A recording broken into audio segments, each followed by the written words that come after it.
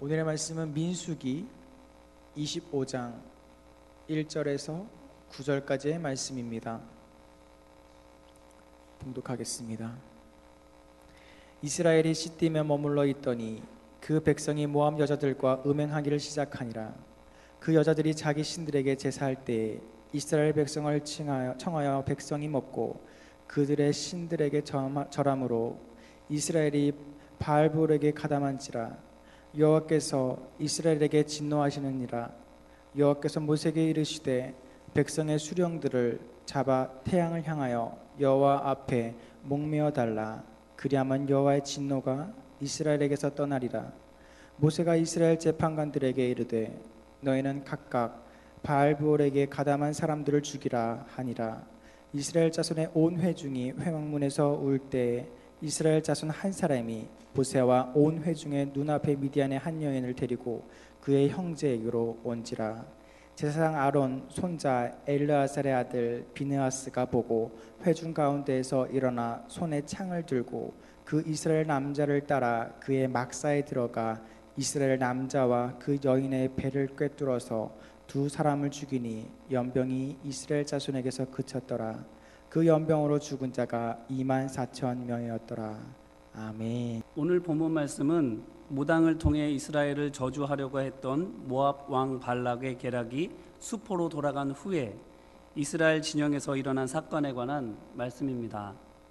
40년 동안 광야 생활을 거쳐 이제 막 가나안 땅으로 들어가려는 길목에 모압 족속의 땅이 있었습니다. 당시는 길을 내어준다라고 하는 것은 곧 땅을 내놓는 것과 같은 것이었기 때문에 모압으로서는 생사의 기로에 선 셈이 된 것입니다. 이 위기를 벗어나기 위해서 모압의 왕인 발락은 당시 용하기로 소문난 무당인 발람을 찾습니다. 주술의 힘으로 화를 면해보겠다라는 생각이었던 것이지요. 하지만 지금까지 우리가 본 바와 같이 하나님께서는 발람의 입에서 저주 대신 축복의 선언을 하게 하셨습니다. 그 내용이 무엇인가 하면 세 가지로 특별히 요약할 수가 있게 되는데, 첫째는 하나님께서는 이스라엘을 번성하게 하신다라는 것입니다. 그리고 둘째는 하나님께서 이스라엘을 지키시고 보호하신다라는 것이고요. 세 번째는 하나님께서 이스라엘로 하여금 모든 대적과 싸워 승리하게 하신다라는 약속입니다. 하나님께서 무당 발람으로 하여금 연거푸 이와 같이 이스라엘을 축복하게 하신 까닭은 이전에도 말씀드린 것처럼 이스라엘을 가르치시기 위함입니다. 즉 이스라엘이 자기 입으로 선포해야 했던 하나님의 은혜와 사랑과 능력을 무당과 이방 사람들의 입을 통해 오히려 전해 듣게 하심으로써 이스라엘이 자신의 믿음 없음과 불순종에 대해 부끄러움을 느끼게 해서 그들로 하여금 온전한 믿음의 고백을 회복하게 하시기 위함이었던 것입니다. 그런데 그렇게 함으로써 또한 하나님께서 이스라엘 백성에게 기대하신 것이 또한 무엇일까요? 이스라엘 백성이 모압을 정복하고 요단강을 건너 가나안 땅으로 진군에 들어가도록 하시기 위함입니다. 이스라엘로 하여금 가나안 땅에 들어갈 수 있도록 이 모든 일들을 다 행하고 계신 것이지요. 그런데 오늘 본문에서는 무엇라고 전하고 있습니까? 1절을 보니까 이스라엘이 시딤에 머물러 있더니 그 백성이 모압 여자들과 음행하기를 시작하니라 이렇게 전하고 있습니다. 이 말인즉슨 이스라엘이 모압에서 발람이 이스라엘을 저주하지 않고 오히려 축복했다는 이야기를 듣고서도 모압 땅 시딤에 머물고 있었고 그때로부터 모압 여자들로 인해 음행에 빠지게 되었다라고 전하고 있는 것입니다. 그러면 이스라엘은 왜 계속 시딤에 머물고 있었을까요? 만약 이스라엘이 발람의 이야기로 인해서 자신감이 생겼다고 한다면, 즉 하나님께서 그들과 함께 계시고 반드시 이길 것이라는 이 확신이 들었다고 한다면 그들은 더 이상 시딤에 머물러 있지만은 않았을 것입니다.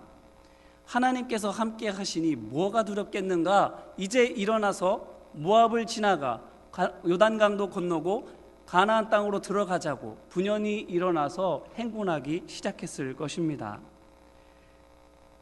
그렇기 때문에 이스라엘이 계속 시딤에 남아 있었다라는 말을 통해서 우리가 알 수 있는 것은 이스라엘이 발람의 축복 이야기를 통해서 전쟁에 대한 자신감을 얻게 된 것은 아니라는 것을 알 수 있는 것이지요. 그러면 왜 시딤에 계속 남아 있었던 걸까요? 그것은 그들이 그곳에서 음행에 빠지게 되었다라는 사실을 통해서 알 수 있습니다. 이스라엘은 발람의 축복 이야기를 듣고 그 이야기의 이면에 숨겨진 하나님의 마음을 깨달아 회개하기 위해서 그곳에 남아 있었던 게 아니라 하는 말입니다. 만약 이스라엘이 하나님의 마음을 깨달아 회개하였더라면 오늘 본문에서 말하는 것과 같이 음행에 빠지는 일은 없었을 것입니다. 오히려 그 반대로 이스라엘이 그곳에 머물러 있었던 이유는 발람의 축복 이야기에 안도하며 나태하게 되었기 때문입니다. 자신들이 하나님의 말씀을 잘 들었고 하나님께서 그것을 인정해 주셨기 때문이라고 생각하면서 회개나 영적 각성은 안중에도 없고 느긋하게 여유를 즐기고 있는 것입니다. 이와 비슷한 모습을 우리는 가인에서도 찾아볼 수 있습니다. 창세기 4장 2절로 6절 말씀은 이렇게 말합니다. 아벨은 양치는 자였고 가인은 농사하는 자였더라. 세월이 지난 후에 가인은 땅의 소산으로 제물을 삼아 여호와께 드렸고 아벨은 자기도 양의 첫 새끼와 그 기름으로 드렸더니 여호와께서 아벨과 그의 제물은 받으셨으나 가인과 그의 제물은 받지 아니하신지라.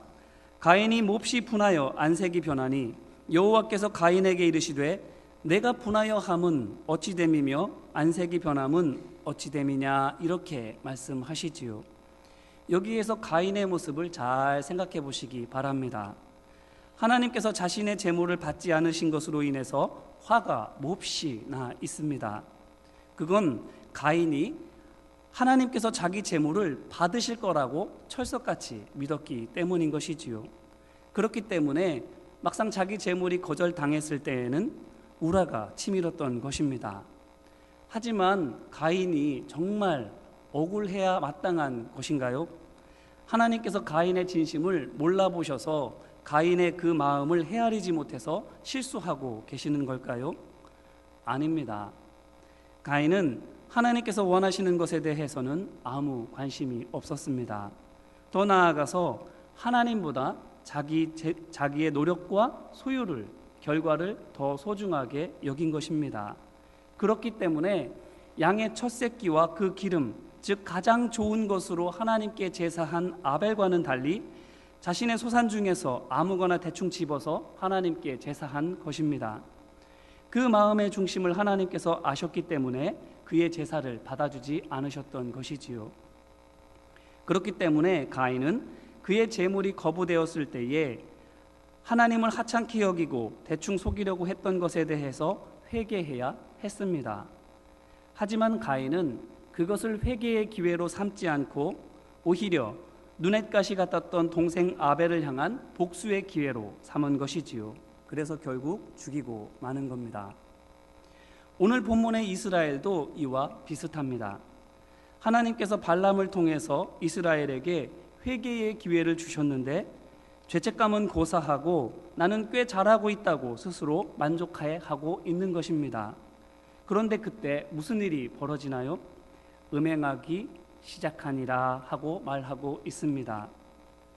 주제를 파악하지 못하고 자만한 결과 그 오만함 때문에 영적 경계심이 느슨해져서 주변의 모압 여자들과 함께 어울리기 시작했고 점점 영적인 타락과 육체적인 쾌락에 젖어들게 되었다 이렇게 말하고 있는 것입니다.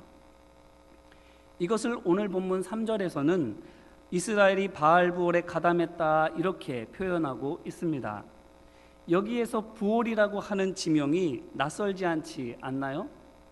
민수기 23장 28절로 30절 말씀을 보니까 발락이 발람을 인도하여 광야가 내려다 보이는 부올산 꼭대기에 이르니 발람이 발락에게 이르되 나를 위하여 여기 7 제단을 쌓고 거기 숫송아지 7마리와 순양 7마리를 준비하소서. 발락이 발람의 말대로 행하여 각 제단에 숫송아지와 순양을 드리니라 이렇게 기록되어 있습니다. 그러므로 바알 부올은 모압을 비롯한 가나안 족속들이 숭배하던 풍요의 신 바알에게 제사하는 제단이 있던 바로 그곳입니다. 그리고 방금 읽어드린 바와 같이 발람이 발락의 요청으로 이스라엘을 저주하기 위해서 제사한 바로 그 산인 것입니다. 그렇기 때문에 이스라엘이 바알부올에 가담했다라고 하는 것은 이스라엘이 제발로 우상의 제단을 찾아가서 제사했다라는 것을 의미하는 것이지요. 그 산 위에서 하나님께서는 이스라엘을 저주하려는 모압 왕의 계획을 수포로 만드셨는데 정작 이스라엘은 제발로 그 산 위로 올라감으로써 자신들을 향하신 하나님의 노력을 헛수고로 만들고 있는 것입니다. 한마디로 말해서 축구로 치자면 자살골을 넣고 있는 거예요. 기껏 상대 공격수로부터 공을 빼앗아서 줬더니 그 공 가지고 자기 골대에다가 넣어버리는 것입니다. 그런데 이런 이스라엘의 모습이 비단 그들만의 모습일까요? 그렇지는 않은 것 같습니다. 왜냐하면 갈라디아 교회의 성도들도 이와 비슷한 실수를 했기 때문이지요. 갈라디아서 1장 6절로 7절 말씀을 보게 되면 사도 바울이 갈라디아에 있는 교회의 성도들에게 이렇게 편지합니다. 그리스도의 은혜로 너희를 부르신 이를 이같이 속히 떠나 다른 복음을 따르는 것을 내가 이상하게 여기노라. 다른 복음은 없나니 다만 어떤 사람들이 너희를 교란하여 그리스도의 복음을 변하게 하려 함이라 이렇게 책망을 합니다. 또한 3장 1절로 3절에서도 어리석도다 갈라디아 사람들아 예수 그리스도께서 십자가에 못 박히신 것이 너희 눈앞에 밝히 보이거늘 누가 너희를 꾀더냐. 내가 너희에게서 다만 이것을 알려 하노니 너희가 성령을 받은 것이 율법의 행위로냐 혹은 듣고 믿음으로냐. 너희가 이같이 어리석으냐. 성령으로 시작하였다가 이제는 육체로 마치겠느냐. 이렇게 언성을 높였습니다. 사도 바울이 이처럼 경로하는 이유는 그가 갈라디아 교회의 성도들에게 예수 그리스도의 십자가 진리를 열심히 가르치고 전했는데 그들이 사도 바울이 떠나자마자 옛 가르침 곧 율법주의로 돌아갔기 때문이지요. 즉 구원받지 못할 가짜 진리로부터 기껏 구원해 주었는데 다시 죄의 옛 습관으로 돌아감으로써 사도 바울의 수고를 헛수고가 될 정도로 만들고 있는 것입니다. 그럼 오늘 우리는 어떻습니까?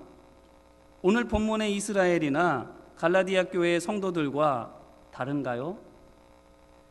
우리는 죄의 노예였던 우리를 독생자 예수 그리스도를 십자가에서 대속 제물로 희생하시면서까지 구해주신 하나님의 구속의 은혜를, 그리고 지금도 자녀된 우리를 우는 사자와 같이 삼킬 자를 두루 찾아다니는 사단으로부터 열심히 보호하시는 하나님의 수고를 때때로 물거품으로 만들고 있지는 않습니까? 깨끗하게 몸을 씻겨주셨는데 다시 더럽고 추한 죄 가운데에 뒹굴거리고 있지는 않습니까?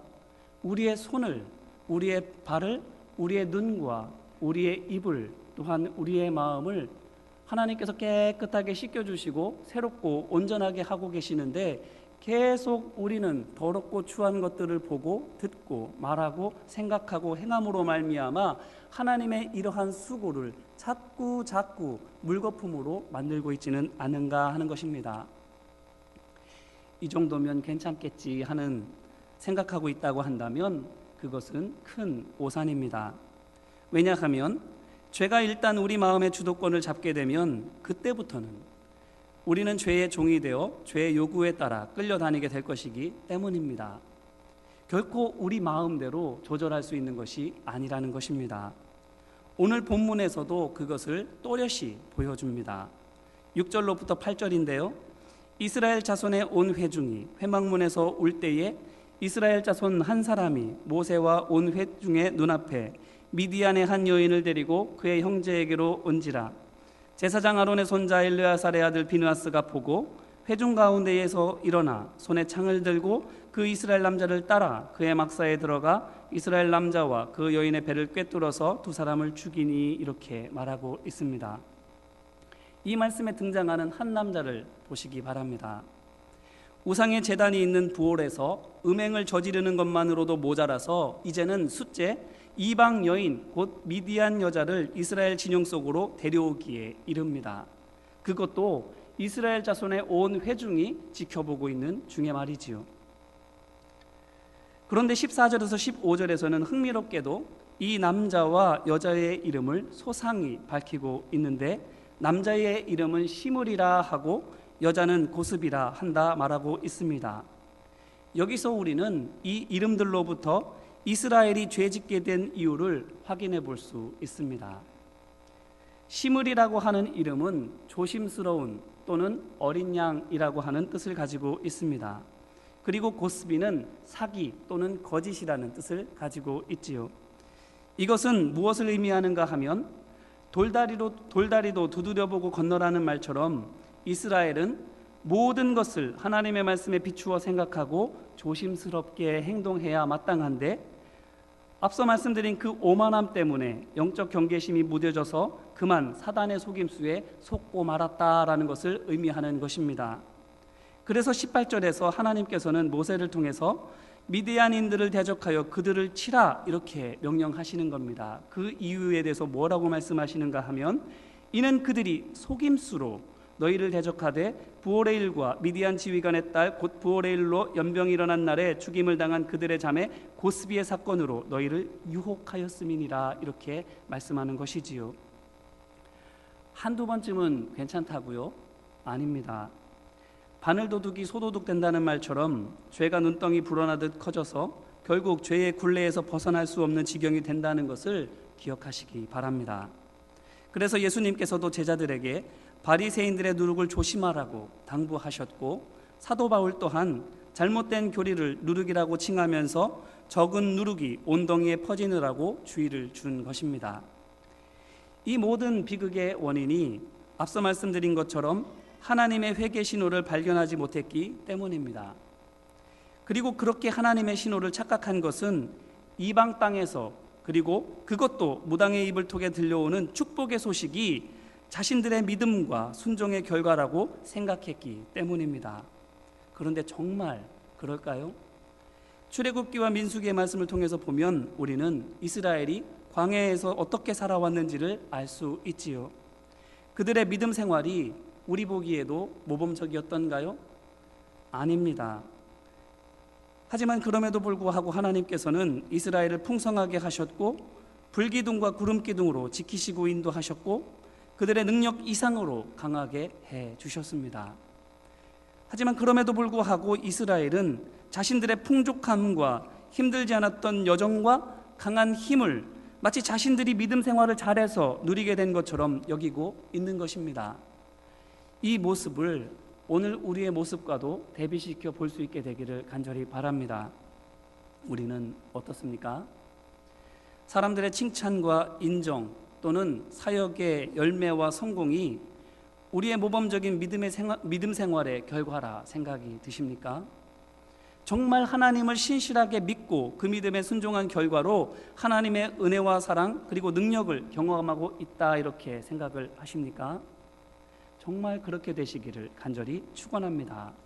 하지만 만약 우리가 스스로 생각해 볼 때에 나는 그럴 만한 자격이 없는데 라는 생각이 든다고 한다면, 그것은 우리를 향하신 하나님의 회개의 신호이심을 믿으시기 바랍니다. 우리의 죄와 허물에도 불구하고 하나님께서 은혜로 베풀어 주신 것을 자칫 내가 어떤 자격이나 공로가 있는 것으로 오해하고 스스로에 대해서 대견해하고 만족하게 되면 오늘 본문의 이스라엘처럼 오만해져서 애써 죄로부터 건져주셨는데 허무하게도 다시 죄의 구렁텅이를 향해 제 발로 돌아가게 될 것이기 때문입니다. 그러면 오늘 우리는 어떻게 해야 할까요? 아까도 읽어드렸지만 오늘 본문 7절로 8절 말씀을 보니까 제사장 아론의 손자 엘르아살의 아들 비느하스가 보고 회중 가운데에서 일어나 손에 창을 들고 이스라엘 남자를 따라 그의 막사라에 들어가 이스라엘 남자와 그 여인의 배를 꿰뚫어서 두 사람을 죽이니 연병이 이스라엘 자손에게서 그쳤더라 이렇게 전합니다. 이 말은 즉슨 죄 짓는 사람을 인정사정 볼 것 없이 즉시 정죄해야 된다는 것을 의미하는 게 아니라, 죄는 깨닫는 즉시 씻어내야 한다는 것을 말하는 것입니다. 오늘 본문은 이 일을 실행한 사람을 비느하스다 이렇게 말하고 있습니다. 비느하스는 제사장 아론의 손자로서 당시 성막문을 지키는 임무를 맡았던 레위인들의 총 책임자였습니다. 그런데 그 이름에는, 비느하스라는 이름에는 흑인 또는 새까맣게 그을린 사람이라는 의미를 가지고 있습니다. 이것을 통해서 알 수 있는 것은 비느하스는 매우 충실했던 사람이라는 것을 알 수 있지요. 떼약볕 아래에서 성막문을 지키는 고된 일은 부하들에게만 맡겨놓고 자기는 대장으로서 실내에서 얼마든지 편하게 쉴 수 있었음에도 불구하고 그는 몸소 그 일을 마다하지 않았던 것입니다. 그러니까 얼굴이 새까맣게 그을릴 수밖에 없는 것이지요. 그런 점에서 그가 자기 눈앞에서 일어나고 있는 가증한 음행의 죄를 묵과하지 않은 것은 지극히 당연하다 할 수 있습니다. 11절은 이런 비느하스의 행동을 하나님의 질투심이다 이렇게 말합니다. 즉 하나님 외에 다른 신을 엄격하게 금지하시는 하나님의 마음을 비느하스도 동일하게 느꼈던 것이고 그 마음을 즉시 행동으로 옮겼다라는 것을 그 말에 담아 표현하고 있는 것입니다. 이것을 오늘 우리에게 적용해 보면 이렇습니다. 우리는 우리 육체와 마음, 곧 하나님의 성령께서 거하시는 전을 지키는 사람들이라는 것입니다. 우리가 해야 할 일은 하나님 앞에 부끄러운 죄와 허물이 우리 육체와 마음에 침범하지 못하도록 충실히 지키는 것이 우리가 해야 할 일이라 이렇게 말씀하는 것이지요. 또한 믿음의 공동체가 죄로 말미암아 거룩함을 잃지 않도록 믿음의 지체들을 말씀과 사랑으로 보호하고 돌봐야 한다는 것도 아울러 의미한다 할 수 있습니다. 그러므로 분에 넘치는 은혜 앞에서 스스로를 높이지 말고 도리어 회개의 기회로 삼아 하나님께서 기대하시고 바라시는 거룩함과 온전함으로 나아가는 우리 모두가 되기를 간절히 바랍니다. 그것이 믿음의 백성이 하나님의 거룩한 소유가 이 세상을 살아가는 힘이요 이 세상에서 승리하는 길이 되기 때문입니다. 우리 시간 같이 기도할까요? 우리 잠깐이라도 합심으로 같이 기도하기를 원합니다. 혹시 우리가 분에 넘치는 은혜를 받고 있는데 그것을 당연하게 여기거나 또는 그것도 부족하다고 불평하고 있지는 않습니까? 하나님의 은혜를 은혜로 알지 못하면 교만해져서 하나님께서 주시는 신호를 잘 알아보지 못하게 됩니다. 그 결과로 신호등을 무시하고 달리다 보면 사고가 나는 것처럼 우리 인생 가운데에도 사고가 나게 되는 것이지요. 하나님의 은혜와 수고를 헛수고로 만드는 실수를 하게 되는 것입니다. 우리 시간 기도할 때에 우리 마음속에 하나님을 온전히 믿고 신뢰하지 못한 불신이 있다고 한다면 회개하기를 바랍니다. 하나님께서 주신 사명을 등한시한 불성실함이 있다고 한다면 또한 자복합시다. 하나님 앞에서 부끄러운 생각이나 말, 행동, 삶의 걸음이 있다고 한다면 즉시 씻어내기를 바랍니다. 그래서 하나님의 은혜를 회복하고 거룩함을 회복하고 이 세상을 믿음으로 정복하는 믿음의 용사가 되기를 위해서 합심으로 같이 기도하겠습니다. 은혜와 사랑 많으신 아버지 하나님, 우리 가운데 함께하여 주셔서 세상으로부터 들려오는 축복의 소식이 마치 내가 믿음 생활을 잘해서 하나님께서 인정하신 것이라 착각하게 되어 여유를 부리고 느긋하게 되면 교만해져서 이래 영적인 죄 가운데에 빠질 수밖에 없습니다. 하나님께서는 이 세상 가운데에서 우리를 죄로부터 구원하시기 위해서 애쓰고 수고하시건만 하나님의 그 수고와 노력을 물거품으로 만들어버리는 우를 범하게 되는 것입니다. 아버지 하나님, 우리를 향하신 하나님의 뜻을 온전히 발견할 수 있는 믿음의 자녀들 되어질 수 있도록 하나님 함께하여 주옵소서. 칭찬이 전부가 아니고 인정이 전부가 아니고 성공과 열매가 전부가 아닙니다. 우리가 하나님 앞에 그러한 열매를 주실 만한 자격이 있는 것인지 하나님이 나의 믿음으로 말미암아 이와 같은 30배, 60배, 100배의 결실을 허락하신 것인지를 온전히 바라보게 하여 주옵시고 내가 그만한 자격이 아님에도 불구하고 하나님의 거신 은혜에 대하여 전적인 하나님의 은혜로 감사하고 그 앞에 겸비하여 겸손히 하나님께 뜻을 구하고 하나님 말씀에 순종할 수 있는 우리 모두가 되어질 수 있도록 도와주시옵소서. 거룩하고 온전하고 이 세상 가운데에도 승리하는 우리 모두가 되어지기를 간절히 원합니다. 아버지 하나님, 하나님 주시는 이 믿음의 신호들을 온전히 발견하고 잘 분별해서 우리의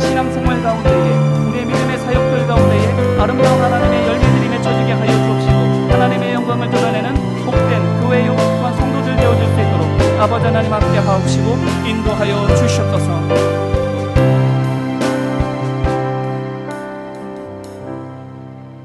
은혜와 사랑 많으신 아버지 하나님, 우리를 죄에서 건져주시고 지금도 사단의 유혹과 위협으로부터 보호해 주심에 감사드립니다. 때때로 그 하나님의 은혜를 뿌리치고 옛 습관과 생활로 돌아가려고 했던 우리의 연약함과 완악함을 용서해 주시옵소서.